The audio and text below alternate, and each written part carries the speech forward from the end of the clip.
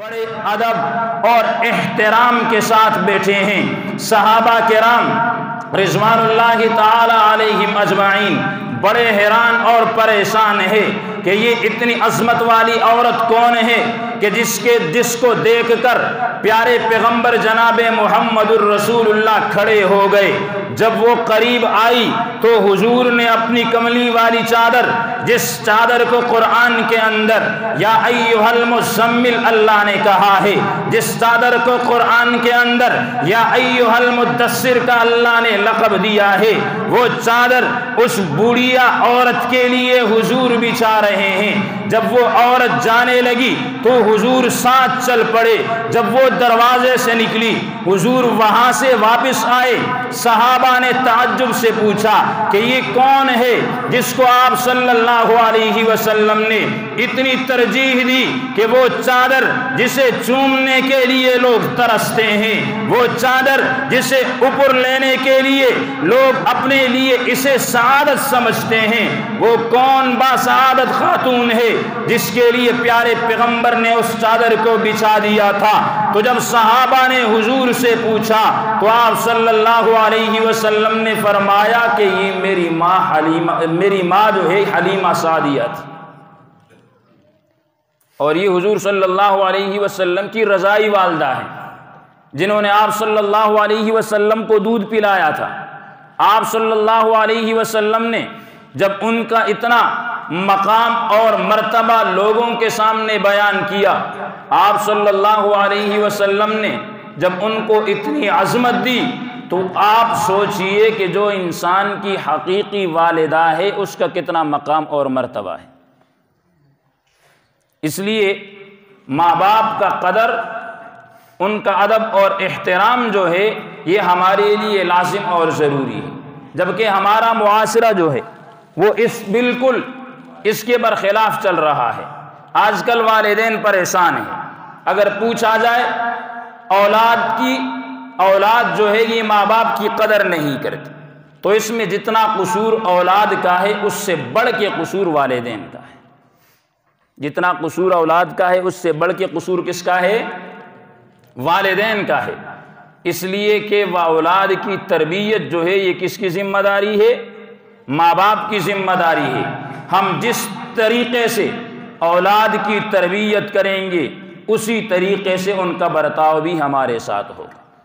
تو جتنے بھی نوجوان بیٹھے ہیں ان سے گزارش ہے کہ اگر آپ یہ چاہتے ہیں کہ آپ کی اولاد آپ کی قدر کریں، آپ کی اولاد آپ کی نافرمان نہ بنے، آپ کی اولاد آپ کے ساتھ اچھائی کرے، احسان اور بھلائی والا معاملہ کرے، تو آپ کے لیے لازم اور ضروری ہے کہ اپنے والدین کی قدر کریں، اپنے والدین کی قدر کریں۔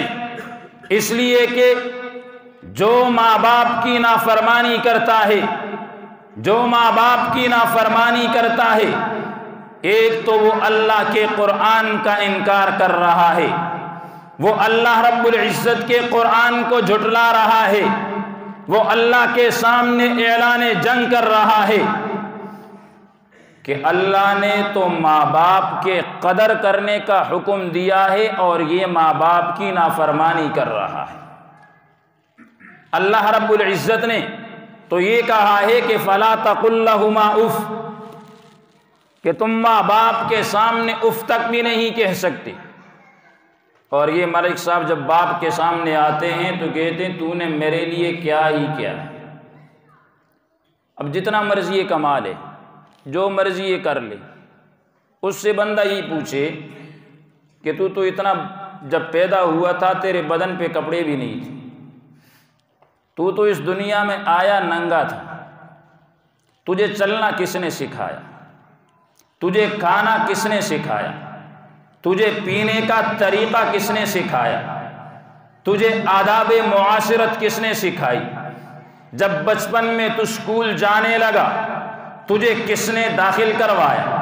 میٹرک کے بعد جب تو نے FA BA کر کے ڈگری حاصل کی، اس وقت تک تو باپ کو دیکھتا تھا، تیرے ہاں باپ کی قدر اور اہمیت تھی، لیکن جب تو نوکری پہ لگ گیا، جب تیرے پاس پیسے آنے لگے تو نے اس باپ کو ہی بھلا دیا جو تیرے اس نوکری لگنے کا ذریعہ اور سبب بنا تھا۔ اور یاد رکھنا، بے شمار ایسی مثالیں ہیں کہ جس بیٹے نے اپنے باپ کے ساتھ ایسا عمل کیا ہے تو پھر جب تک اس نے اپنے بیٹوں کو اپنے ساتھ ایسا عمل کرتے ہوئے نہیں دیکھا، اس کو اللہ موت نہیں دیتا، اس کو اللہ موت نہیں دیتا۔ جو ماں باپ کو ذلیل کرتا ہے جب تک وہ خود ذلیل نہیں ہو جاتا اسے موت نہیں آتی۔ جو ماں باپ کو تکلیف دیتا ہے جب تک وہ خود تکلیف کے اندر مبتلا نہیں ہو جاتا اسے موت نہیں آتی۔ جو ماں باپ کو گالیاں دیتا ہے جب تک وہ اپنی اولاد سے اپنے کانوں کے ذریعے گالیاں نہ سن لے اسے موت نہیں آتی۔ اگر آپ کو یقین نہیں آتا تو آپ جناب محمد الرسول اللہ صلی اللہ علیہ وسلم کے زمانے میں چلے جائیں، پیارے پیغمبر جناب محمد الرسول اللہ صلی اللہ علیہ وسلم کے زمانے کا مطالعہ کریں، احادیث کی کتابوں کو پڑھیں، آپ کو پتہ چل جائے گا۔ حضرت علقمہ رضی اللہ تعالی عنہ، پہلے بھی ایک مرتبہ آپ کے سامنے یہ واقعہ بیان کر چکا ہوں کہ حضرت علقمہ صحابی رسول